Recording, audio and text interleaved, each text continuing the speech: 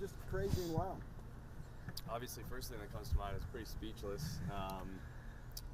That game had just about everything, from home runs to some defensive plays, lead changes, a walk-off home run, unbelievable atmosphere, everything. So, again, that's a game I think we'll all remember for the rest of our lives, that's for sure, and a big win for our program.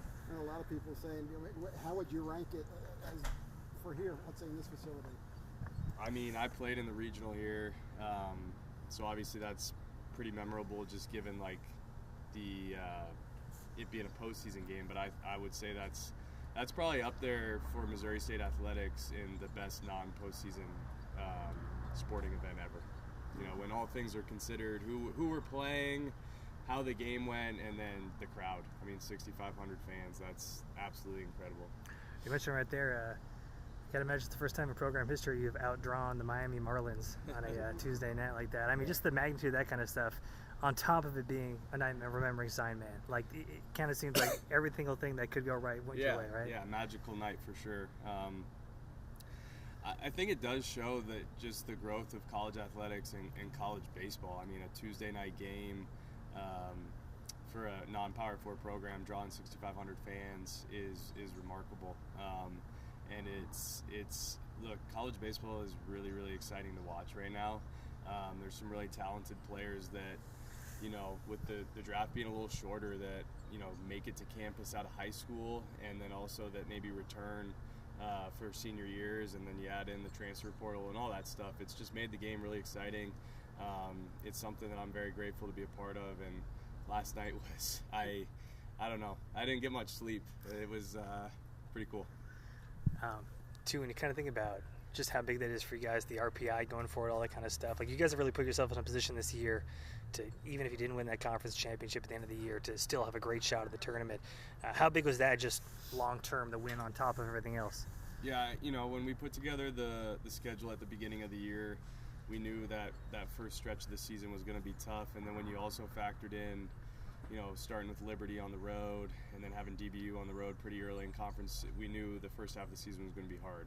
So we've just really tried to focus one game at a time, and I think that's put us in the position we're at now, and it's prepared us to handle the rest of the season, because for us, every game is massive now when it comes to RPI, at-large, conference championship, all those things. So, again, we knew Oklahoma State to DBU to Arkansas was a really tough stretch, and last night was a fun one. It will be a big piece for this season, but we're back in Conference USA this weekend, and we need to keep it going on that side of things. And then talking about that, can you just talk about Sam Houston? What are they like, and what do you expect? They're good. They can really pitch. In my opinion, we faced the number one arm in the league, Ben Blair at Liberty. Got out of there with a 4-3 win.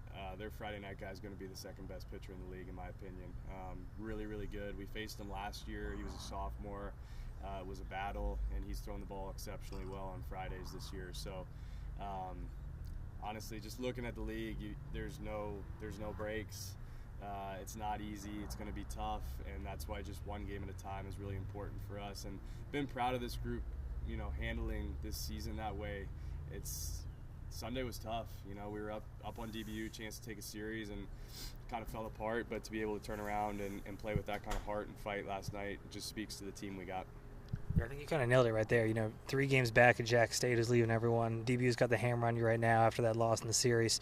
Could have been easy to just kind of roll out on Tuesday and not have that fire. How much, I guess, does that even just boost you guys going forward into these big home series? Yeah, I mean, I talked to our leadership group before the Arkansas game, and I just said, look, we've positioned ourselves to a point now where every game matters. And if I asked you guys back in January if you'd want that, you'd say yes 100 times out of 100 times. So there's pressure that comes with it, but pressure is a privilege. These games are a lot of fun. And, look, there's going to be some ups and downs. We still got half a season to go. But I know this group can handle whatever is thrown at us, and the first half of our season has prepared us for that.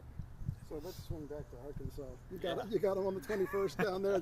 How much you looking forward to that return trip? I think you look forward to playing them, whenever. And I know that game finished last night, and I just said to myself, we never play an easy game. You know what I mean? It's always something goes on, and but that one, yeah, I mean, it's going to be circled for, I think, a lot of people, for them, for us, for our fans, for their fans. I think we might have gained a few fans after last night. That was a pretty entertaining game to watch if you showed up to Hammons Field for the first time. But it'll be an exciting one. But we got a lot of baseball in front of that, and got to focus on that. And I'm sure next time we go down there, it's gonna be an intense game. We talked about that stat, just the winning record against Arkansas, playing well in Fayetteville. So many teams seem to struggle with that in the SEC or around the country. What's made, from your playing days to now, Missouri State so good at taking on the Hogs? I think just the identity of our program. We have a little chip on our shoulder when we play non-power fours, and then when you factor in the history that we've had with Arkansas, I know when I was a player and we went down there for that super, Coach Gutton had us prepared to play in that environment, and that was just something I took away. Now in my coaching career, it's just, I don't know. It's hard to explain, but it's something that I enjoy getting our players prepared for. It's something that I sell a lot in recruiting, that you're going to play in these games that really matter and mean something to people, and that's hard in today's world in college. College athletics, where you have a lot of transfers, and you get them in your program, and you're trying to teach them what your program's about and the history and the pride and all that. And that's what I think this group's done an exceptional job of. We had a lot of core returners that have been here, and they get who we are and what it means to play here, and they did a good job integrating our transfers to where you see guys playing with fire and because they care about Missouri State baseball. Probably no bigger guy, I'd imagine, that description than Bogey. First pitch, he only needed a 1, then a 10th man. And, he's kind of this entire season, already 30 walks. Yeah. Like, they're not giving him much to hit up there, but do you kind of get in his ear about that, just being ready for that pitch? And obviously he was, right?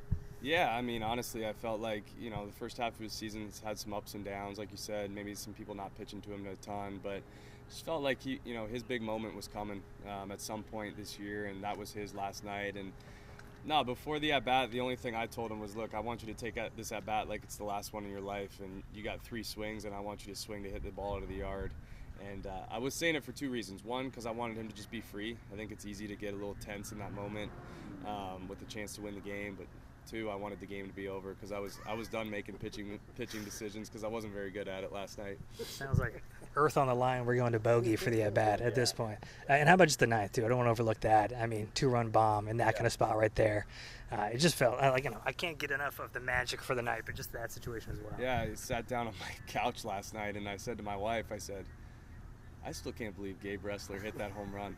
You know what I mean? That one was like, obviously you needed 2 runs, right? Like, or the game's over and you don't even get to see the Bogenpool homer. So I think, that Ressler home run plus Curry out of the bullpen for 3 innings is the reason you win the game. Obviously, a lot of other things go into it, but those were just 2 other things that I think might get a little overlooked with the walk-off homer, but just speaks to the team we got. I mean, our starting pitcher finished the game in left field, and our starting third baseman finished the game on the mound, right?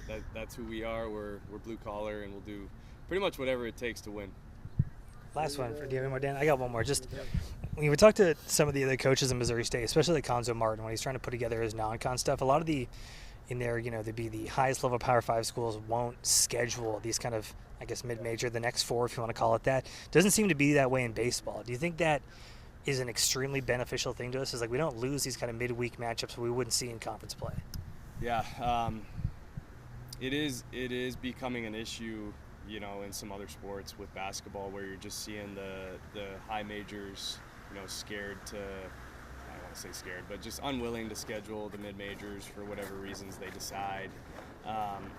Grateful in baseball that, like, the fact that we play a good schedule, we have a beautiful facility, and I think last night playing with a crowd like that, it makes Power 4 schools want to play here, and among other non-Power 4 schools too, but it's really, really important in our game. And I think a big reason is, you got to have, 53 to 56 games on your schedule. We don't charter everywhere, nor do other, Power 4 schools. So the ability to have a bus trip and get these games on your schedule is important. And for us, I'm just grateful they come here, right? Oklahoma State, Arkansas, Missouri, Kansas State all come into Hammons Field in 1 year is pretty special. No other team on campus gets to say that.